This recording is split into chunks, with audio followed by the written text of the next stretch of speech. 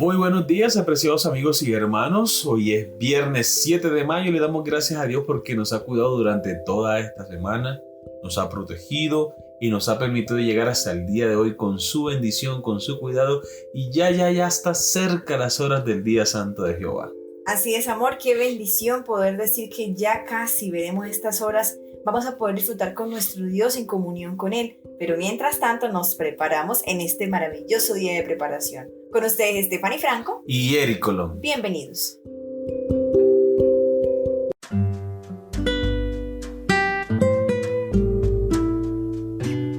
Muy bien, recordemos el versículo para memorizar. Lo encontramos en 1 de Pedro, capítulo 2, versículo 9.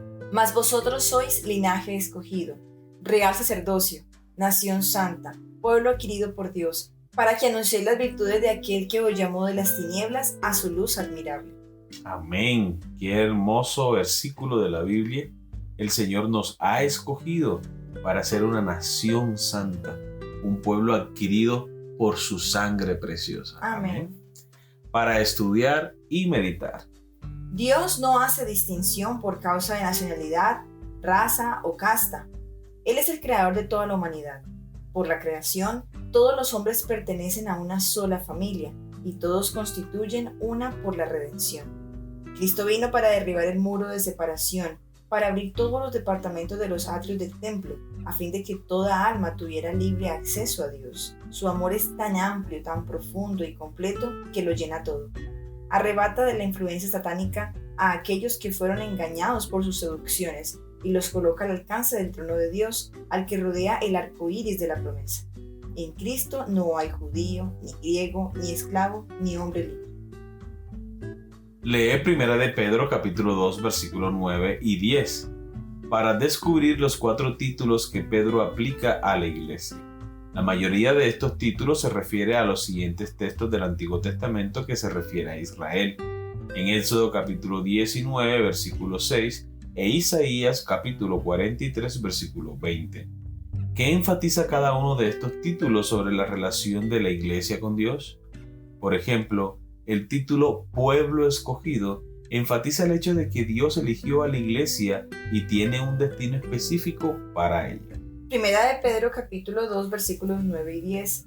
Mas vosotros sois linaje escogido, real sacerdocio, nación santa, pueblo adquirido por Dios, para que anunciéis las virtudes de aquel que os llamó de las tinieblas a su luz admirable. Vosotros que en otro tiempo no erais pueblo, pero que ahora sois pueblo de Dios, que en otro tiempo no habíais alcanzado misericordia, pero ahora habéis alcanzado misericordia. Éxodo capítulo 19 versículo 6. Y vosotros me seréis un reino de sacerdotes y gente santa. Estas son las palabras que dirás a los hijos de Israel. Isaías capítulo 43 versículo 20. Las fieras del campo me honrarán, los chacales y los pollos del avestruz, porque daré aguas en el desierto, ríos en la soledad, para que beba mi pueblo, mi escogido. Muy bien, recordemos la pregunta. ¿Qué enfatiza cada uno de estos títulos sobre la relación de la iglesia con Dios? Bueno, en el libro de Éxodo enfatiza que el pueblo de Dios, cada uno de nosotros, es un reino de sacerdotes, de gente santa. Ahora, ¿qué es lo que nos hace santos? ¿Nosotros mismos? ¿Nuestra perfección de carácter? ¿Una vida sin errores? No, eso no es lo que nos santifica. Es la presencia de Cristo Jesús en cada uno de nuestros corazones. Es permitir que el Espíritu Santo de Dios actúe en nuestra vida, que Él haga cambios en nosotros, que lo primero que nosotros hagamos cada día en la mañana sea buscar la presencia de Dios, es decir, ponernos en sus manos, que todo lo que nosotros hagamos o dejemos de hacer en ese día sea para la honra y la gloria de Dios. Nosotros somos santificados en la medida en que estamos en la presencia de nuestro Dios. Amén. Y el segundo título, el cual se menciona en Isaías, es mi escogido. Yo me imagino a Dios con esa ternura diciendo mi escogido. Amén. Porque justamente Él nos mira con amor, nos mira con ternura y nos ha escogido a todos para ser salvos. No es que Él tenga un grupito que se va a salvar y el resto se va a perder. No, eso no es así, hermano. Tú y yo fuimos escogidos, todos fuimos escogidos para ser salvos. Porque Dios quiere que todos podamos habitar con Él eternamente y para siempre. y que podamos, amor, como decías tú ahora, tener una relación tan cercana con Él, que podamos ser esos sacerdotes, que podamos ser ese grupo diferente, que muestre a Cristo, que hable de su palabra y que pueda ayudar para que otros también lo conozcan y también puedan ser parte de ese pueblo escogido. Amén. Amén, claro que sí. Todos hemos sido escogidos para salvación. Aún incluso tú, mi hermano, aún incluso tú, mi hermana, que es posible que de pronto estamos agobiados, ¿cierto? En nuestra mente con toda nuestra vida de pecado, con todos nuestros errores y pensamos que Dios no puede perdonar nuestros pecados. Saquémonos esa idea de la mente, porque ese es el trabajo del enemigo. Poner en la mente del ser humano: has sido pecador, ¿cómo te vas a acercar a Dios? No seas hipócrita, dice el enemigo en nuestra mente.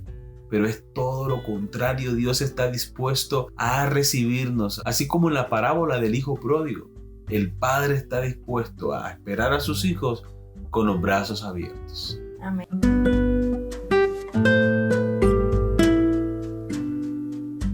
Muy bien, hemos llegado a las preguntas para dialogar. En el antiguo Israel, los sacerdotes hacían sacrificios de animales que remitían al Mesías. Como miembros del sacerdocio real, ¿qué tipo de sacrificios deben hacer los miembros de la iglesia? Vamos a leer 1 de Pedro capítulo 2 versículo 5. Vosotros también, como piedras vivas, sed edificados como casa espiritual y sacerdocio santo, para ofrecer sacrificios espirituales aceptables a Dios por medio de Jesucristo. Un sacrificio que todos nosotros debemos hacer si queremos seguir a Cristo y tener un lugar con Él en el reino de los cielos es el que aparece en Mateo capítulo 16 versículos 24 y 25. El Señor dice así: Jesús le dijo a sus discípulos: si alguno quiere venir en pos de mí, niéguese a sí mismo y tome su cruz y sígame. Porque todo el que quiera salvar su vida la perderá, y todo el que pierda su vida por causa de mí, dice el Señor, la hallará. Amén. Entonces me impacta mucho que dice aquí, amor: si alguno quiere venir en pos de mí, niéguese a sí mismo.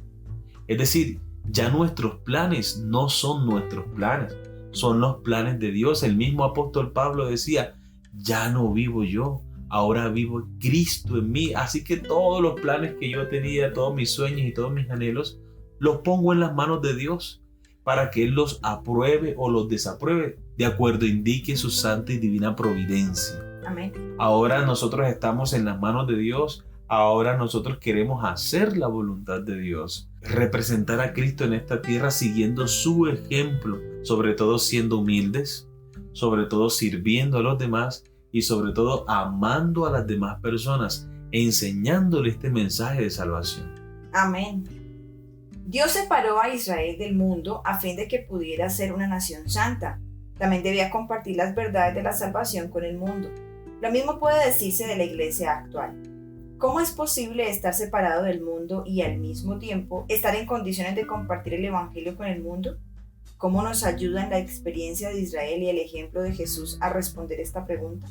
Bueno, cuando dice la expresión separados del mundo, no se refiere al hecho literal de que nos apartemos de la gente o que no convivamos con esta sociedad. No, se refiere a que nosotros no participamos de las cosas del mundo. Aunque con Israel podríamos decir que esta frase se tomó literalmente, ¿cierto? Ellos se cerraron a las demás personas para evitar la contaminación, digamos, espiritual de las otras culturas, y aún así terminaron contaminándose y haciendo prácticas contrarias a las que Dios había determinado para su pueblo.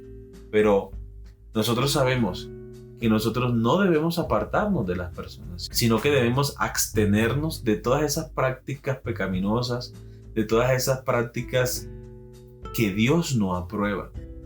Sin embargo, debemos ser ejemplos, como decía Pablo a Timoteo, en palabra, conducta, amor, espíritu, fe y pureza, que las demás personas vean en nosotros verdaderos hijos de Dios, personas que desean ser transformadas por Cristo Jesús. Amén. Amor, también yo pienso que en este aspecto es importante que tengamos en cuenta y tengamos claro que la separación que hacemos del mundo no es en nuestras fuerzas, sino que es el mismo Jesús quien nos ayuda a mantenernos con nuestros principios firmes, Amén. sin hacer concesiones, porque eso es lo que sucedió muy seguramente con el pueblo. Ellos se creyeron que ya eran santos simplemente porque Dios los había escogido como pueblo y descuidaron su relación con Jesús. Descuidaron su relación con Dios, entonces se apoyaron en sus propias fuerzas y ponían leyes y se fijaban que cumplían las leyes ante la sociedad, pero en su corazón estaban súper lejos de Dios.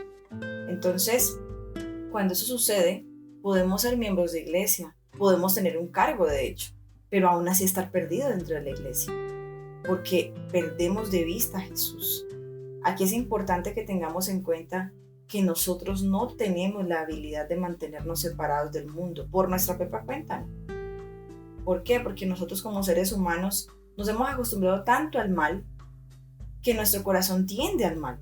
Exacto. Todo el tiempo, y nuestro pensamiento se llena de orgullo, nuestro pensamiento ya se vanagloria, exactamente. Entonces, por ahí ya empieza el pecado.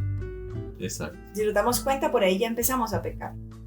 Entonces, no podemos nosotros fijarnos en nosotros mismos, sino en Jesús. Él debe ser nuestra meta. Él debe ser nuestra inspiración todos los días. Y si nosotros dedicamos tiempo para compartir con Jesús, entonces en nuestro corazón no va a haber esa maldad como para desviarme. Porque no puedo estar con Jesús y al mismo tiempo pecar. Eso es imposible.